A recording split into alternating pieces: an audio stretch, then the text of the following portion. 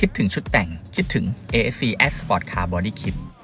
สวัสดีครับวันนี้ขอพาทุกท่านเข้ามารับชมชุดแต่ง Defy ใน Mitsubishi X-Force กัน 2 คันนะครับลูกค้าเลือกเป็นแบบมีไฟ Daylight ทั้ง 2 คันซึ่งเพิ่มความหรูหราให้กับตัวรถได้เป็นอย่างดีครับสำหรับคันแรกเนี่ยก็จะติดตั้งถึงหน้าบ้านลูกค้าครับแล้วก็ลูกค้าเลือกเป็นเส้นไฮไลท์สีเทาเพื่อคุมโทนให้มันหล่อเข้มนะครับอีกคันจะเป็นลูกค้าที่ติดตั้งที่โชว์รูมคันนี้ตัดเส้นสีน้ำเงินตามแบบสแตนดาร์ดของเรานะครับสำหรับ FC ที่สนใจชุดแต่ง Defy นะครับก็สามารถแจ้งแอดมินได้เลยว่าต้องการเป็นเส้นตัดสีอะไรทางเราจัดให้ได้ครับ